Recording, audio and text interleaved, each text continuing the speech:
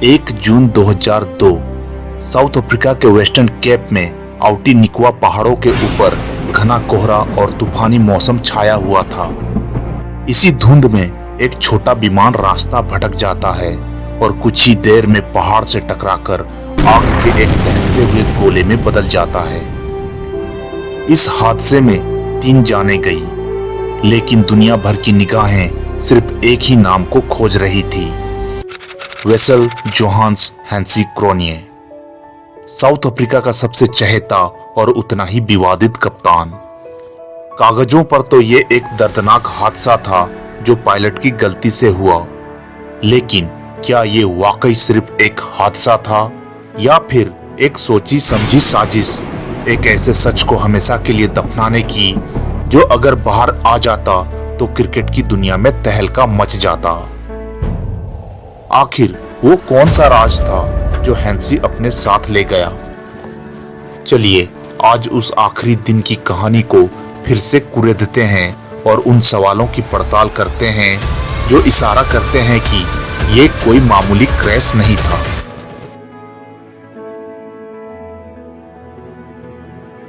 इस रहस्यमयी मौत की परतें खोलने से पहले हमें उस हेंसी क्रोनिए को जानना होगा जो एक जमाने में साउथ अफ्रीका का गोल्डन बॉय हुआ करता था। 25 सितंबर 1969 को जन्मे हेंसी को क्रिकेट विरासत में मिला था। 1992 में जब रंगभेद के दाग धुलने के बाद साउथ अफ्रीका ने इंटरनेशनल क्रिकेट में वापसी की तो हेंसी उस नई उम्मीद का चेहरा बनकर सामने आए। जल्द ही 1994 में उन्हें टीम का कप्तान बना दिया गया और यहां से शुरू हुआ साउथ अफ्रीकी क्रिकेट का सुनहरा दौर।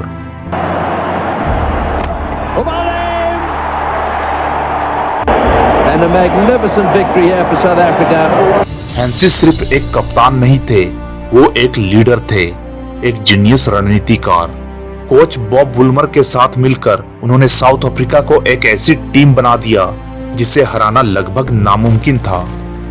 उनकी कप्तानी में टीम ने 138 वनडे मैचों में से 99 में जीत हासिल की, जो कि उस दौर में एक रिकॉर्ड था। वो एक शानदार बल्लेबाज होने के साथ साथ एक चालाक मीडियम पेसर भी थे। खुद क्रिकेट के भगवान कहे जाने वाले सचिन तेंदुलकर ने भी माना था कि दुनिया के किसी भी गेंदबाज से ज्यादा उन्हें हेंसी क्रोनिए की गेंदों का सामना करने में मुश्किल होती थी।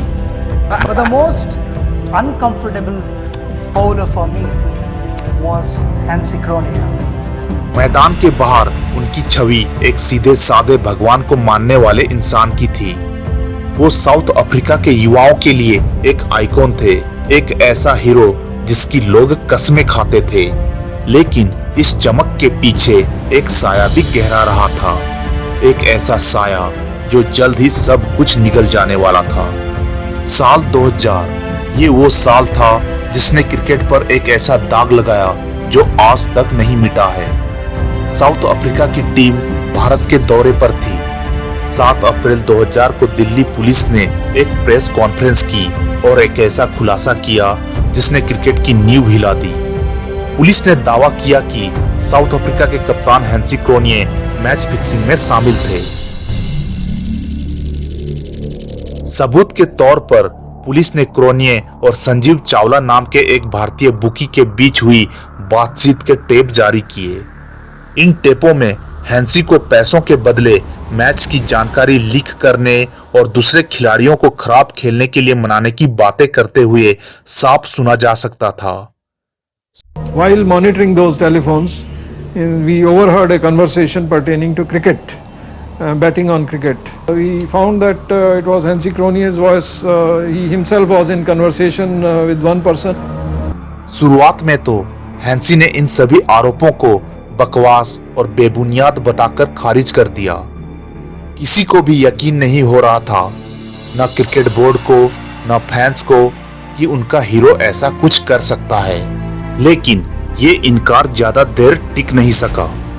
आरोपों के सिर्फ 4 दिन बाद 11 अप्रैल को सुबह के 3 बजे क्रोनिए ने साउथ अफ्रीकी क्रिकेट बोर्ड के एमडी अली बाकर को फोन किया और लड़खड़ाती आवाज में कबूल किया और कहा कि मैं पूरी तरह ईमानदार नहीं रहा हूं। ये वो पल था जब एक हीरो अर्श से फर्श पर आ गिरा था। उस एक फोन कॉल ने क्रिकेट को हमेशा के लिए बदल दिया था। इस कबूलनामे के बाद पूरे मामले की तह तक जाने के लिए साउथ अफ्रीका में किंग कमीशन बनाया गया और ये कमीशन क्रिकेट के इतिहास का सबसे बड़ा पब्लिक ट्रायल साबित हुआ। एक एक करके खिलाड़ी गवाही देने आए। हर्शल गिब्स ने माना कि एक मैच में 20 से कम रन बनाने के लिए क्रोनिये ने उन्हें $15,000 ऑफर किए थे। हाँ, वो अलग बात है कि उस मैच में गिब्स ने 74 रन बना दिए थे। हेनरी विलियम्स जैसे गेंदबाजों ने भी खराब गेंदबाजी के लिए पैसों के ऑफर की बात कबूली। जब हैंसी क्रोनिये खुद गवाही के लिए कटघरे में खड़े हुए तो दुनिया भर की सांसें थम गई। उन्होंने सट्टेबाजों से पैसे लेने की बात मानी। उन्होंने ये भी बताया कि कैसे 1996 में भारतीय कप्तान मोहम्मद अजहरुद्दीन ने उन्हें एक बुकी से मिलवाया था। क्रोनिये ने माना कि उन्होंने ये सब पैसों के लालच में किया, जिसे उन्होंने पैसों से एक बदकिस्मत मोहब्बत का नाम दिया। पूछताछ के तीसरे दिन हैंसी क्रोनिये कमीशन के सामने टूट गए और फूट फूट कर रोने लगे। उनकी आंखों में शर्म थी, पछतावा था और एक टूटे हुए इंसान की बेबसी थी। उन्होंने अपने देश, अपनी टीम और अपने फैंस से माफी मांगी। किंग कमीशन की रिपोर्ट आने के बाद क्रोनिये पर क्रिकेट से जुड़ी हर गतिविधि से आजीवन प्रतिबंध लगा दिया गया। एक शानदार करियर का शर्मनाक अंत हो चुका था। अब लौटते हैं उस मनहूस दिन पर, 1 जून 2002। उस दिन क्रोनिये को जोहान्सबर्ग से जॉर्ज शहर के लिए एक रेगुलर कमर्शियल फ्लाइट लेनी थी, लेकिन कुछ ऐसा हुआ कि वो अपनी ये फ्लाइट पकड़ ही नहीं पाए। कहा जाता है कि फ्लाइट में कुछ तकनीकी खराबी आ गई थी। इसके बाद उन्होंने एक कार्गो प्लेन हॉकर सिडली 748 में लिफ्ट लेने का फैसला किया। उस विमान में वो अकेले पैसेंजर थे। उनके अलावा प्लेन में सिर्फ 2 पायलट थे, विली मेयर और इयान नॉक्स। विमान ने उड़ान तो भर ली, लेकिन जब वो जॉर्ज एयरपोर्ट के पास पहुंचा तो मौसम बेहद खराब हो चुका था। आउटीनिक्वा पहाड़ों पर विजिबिलिटी लगभग 0 थी। पायलट लैंडिंग के लिए सही रास्ता नहीं ढूंढ पा रहे थे। रिपोर्ट्स के मुताबिक प्लेन के नेविगेशन उपकरण भी ठीक से काम नहीं कर रहे थे। विमान काफी देर तक एयरपोर्ट के ऊपर चक्कर काटता रहा और फिर सुबह के करीब 7:20 पर उसका संपर्क टूट गया। कुछ घंटों बाद खबर आई कि विमान क्रेडोक पीक नाम की एक पहाड़ी से टकराकर तबाह हो गया है। इस क्रैश की आधिकारिक जांच 2006 में पूरी हुई और नतीजा ये निकाला गया कि ये हादसा पायलट की गलती की वजह से हुआ। रिपोर्ट में कहा गया कि इतने खराब मौसम में पायलट्स ने तयशुदा लैंडिंग प्रोसीजर को फॉलो नहीं किया और इस तरह केस बंद कर दिया गया। लेकिन सवाल बंद नहीं हुए। कई लोगों के लिए ये मानना नामुमकिन था कि ये सब सिर्फ एक इत्तेफाक था और यहीं से जन्म होता है साजिश की कहानियों का। पहला सवाल, क्रोनिये अपने रेगुलर फ्लाइट क्यों नहीं ले पाए? क्या फ्लाइट का खराब होना महज एक संजोग था या फिर किसी ने जानबूझकर उन्हें उस कार्गो प्लेन तक पहुंचाया था? दूसरा सवाल, वो एक मालवाहक विमान में अकेले यात्री बनकर क्यों जा रहे थे? तीसरा और सबसे बड़ा सवाल, क्या हैंसी क्रोनिये को मार दिया गया था? ये थ्योरी आज भी सबसे मजबूत मानी जाती है। इसे मानने वाले कहते हैं कि क्रोनिये को सट्टेबाजी सिंडिकेट ने रास्ते से हटाया। किंग कमीशन में क्रोनिये ने कई बड़े नामों का खुलासा तो किया था, लेकिन माना जाता था कि वो इससे भी कहीं ज्यादा जानते थे। उन्हें जान से मारने की धमकियां भी मिल रही थी। तो क्या सट्टेबाजी माफिया को डर था कि अगर क्रोनिये ने दोबारा मुंह खोला तो उनका पूरा साम्राज्य तबाह हो सकता है? इस थ्योरी को और हवा तब मिली जब कुछ साल बाद पाकिस्तान के कोच बॉब वुलमर की भी रहस्यमयी हालात में मौत हो गई। हालांकि इन बातों को साबित करने के लिए आज तक कोई भी ठोस सबूत सामने नहीं आया है। क्रिकेट से बैन होने के बाद के 2 साल हैंसी ने लगभग गुमनामी में काटे।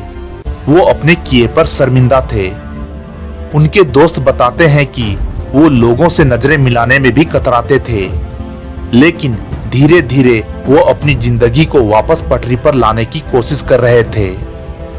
अपनी मौत से कुछ ही हफ्ते पहले उन्होंने अपने एक दोस्त से कहा था, मुझे लगता है कि अब मैं आगे बढ़ने के लिए तैयार हूं। पर शायद किस्मत को तो कुछ और ही मंजूर था। हैरानी की बात यह है कि साल 2004 में मैच फिक्सिंग के इतने बड़े दाग के बावजूद साउथ अफ्रीका की जनता ने उन्हें देश का 11वां सबसे महान व्यक्ति चुना था, जो ये दिखाता है कि एक दागदार हीरो होने के बावजूद लोगों के दिलों में उनकी जगह कितनी गहरी थी। हैंसी क्रोनिये की कहानी एक नायक के पतन की कहानी है, एक ऐसे खिलाड़ी की जो लालच के दलदल में ऐसा फंसा कि अर्श से सीधा फर्श पर आ गिरा।